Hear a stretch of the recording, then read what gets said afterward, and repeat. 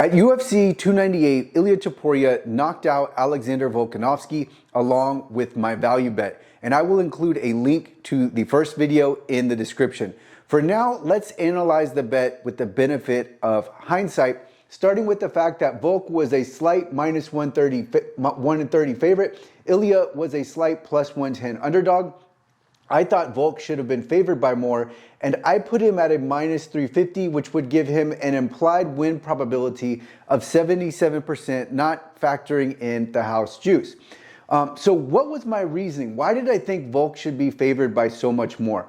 Well, it was basically that Volk is proven. Volk has beat all of the top 145 contenders. He had also nearly beat Islam Makhachev, who is the dominant 155 champion. And that victory came just about one year and 1 week ago at UFC 284.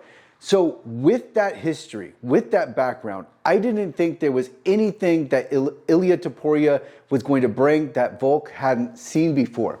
And so whereas Volk was proven, we knew his history, Ilia was not. Really, there were only two significant matches that Ilia had, and they were against Josh Emmett, who was ranked number 5, and this was the fight right before this Volk fight, and then Bryce Mitchell, who was ranked number 9. Now, two things I thought that could have factored into these lowered odds were the head kick that Volk took. So it was a vicious head kick from Islam. It knocked out Volk, and this head kick occurred just 119 days before this fight. So I thought, given the proximity, given the brutal nature of the head kick, I thought that may have been what was factoring into Volk being only a minus 130 favorite. And then, of course, as we know, we only get to win or we get to lose, so there's a binary outcome. We don't get to see this fight play out over and over again. It can only happen one time.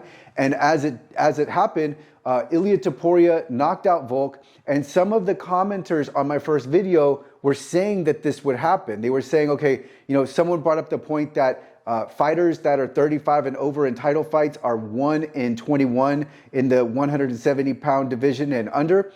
Someone said that Ilia should have actually had better win probability. And then someone also said it's how he looked, not who he fought. And when he fought Josh Emmett and Bryce Mitchell, he did look really, really good. But again, these two fighters weren't of the same caliber of fighters that Volk was fighting. So what happened at UFC 298? I thought Ilia was just the better fighter. I thought Ilia was in control of the fight. I thought Volk was constantly off balance. And really importantly, and this is when I knew that Ilia was going to be a much, much tougher fight than I was expecting, is Alex was constantly in danger. And when you're constantly in danger, it's really only a matter of time before you meet that danger. And so Ilia was putting himself in position to knock Volk out. And Volk was avoiding a lot of damage, but he was really in a bad position many, many times. And so the odds were against him here. Also, and this is in part because Ilia was the aggressor and Volk was on the defensive. Now, Volk was landing some nice leg kicks, and he may have even outpointed Ilia in the first round, but Ilia, to me, he looked in control of the fight and he looked like the more aggressive fighter. To me, he just had the look, and Volk was, like I said, defensive, off balance. And the really what I thought was problematic was he was constantly in danger. So getting back to my analysis, what happened here was Ilia was the better fighter, and I just didn't think that would happen. I didn't think that Ilia was going to come in and be better than all of these other guys that Volk had fought. Now, I'm not saying he's better than Islam, but I didn't think he was going to show Volk something that Islam had not. And then so when we look at some of the rationale why Volk shouldn't have been favored by as much, or why he was only favored by as a minus 130 favorite, we get to the age part. And so with age at 35, of course, we have this bad record, and we know that as age goes up, physical abilities are going to go down. And that's going to be a strong correlation, right? Because with age, we get to this certain point and then we plateau and then we start going down.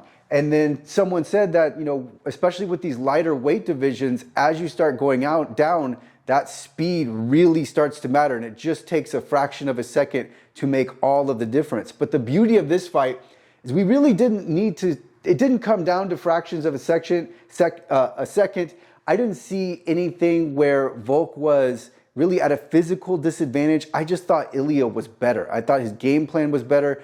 Someone said his boxing was tighter. He looked more in control. He looked like he knew where to attack. I just thought he was the better fighter. So I don't think this was an age thing.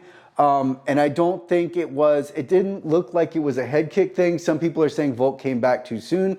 When you're older, you really don't have the luxury of waiting around to heal, but maybe he could have come back a month later. But he did wait about 4 months, and he looked fine. He talked fine. Maybe it did factor in, but again, I didn't see that. He looked like a good fighter. He looked capable. He looked like he knew what was going on. Maybe there were some effects. It's always hard to tell. It's hard to extract all of these different things. But when the fight played out, we saw that Ilia was just the better fighter, and I think that's something where, to me, when I was running down my reasoning for Volk, that's what it was going to take. It was either going to take a punch, which Ilia does have like a 10 of 10 power. Volk possesses nowhere near the power that Ilia does. So maybe there would be something where Ilia just catches him, and Volk did say he got caught, but he also got caught. But he was also constantly in a bad position. So when I look back at my analysis and my thinking, I really don't see. I'm okay with what happened. I'm okay with my decision because I didn't think Ilia was going to be the better fighter, because all we had to go by were this Bryce Mitchell fight and the Josh Emmett fight. He did look good, but he didn't have the same record as Volk. We hadn't seen him up against the same caliber of competition.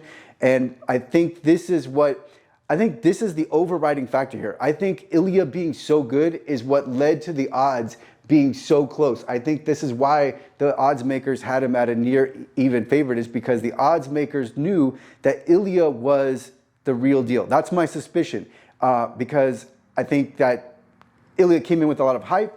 I think he came in with 2 nice victories, but it was nowhere near what Alex had accomplished. And when you start stacking in the head kick, you start stacking in how soon it was, how recent it was. You start to figure in the age factor, the 35 and over.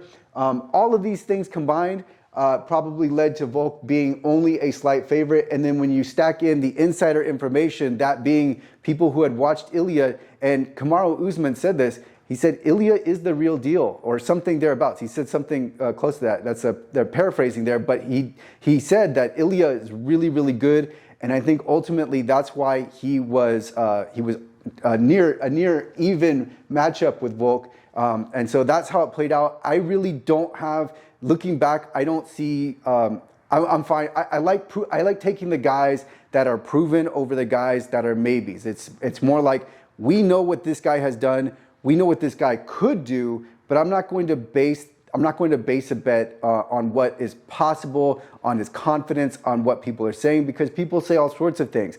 I'm going to look at what you've done versus what you could do, as it turns out, Ilia was just the better fighter, and I did not think that would be the case.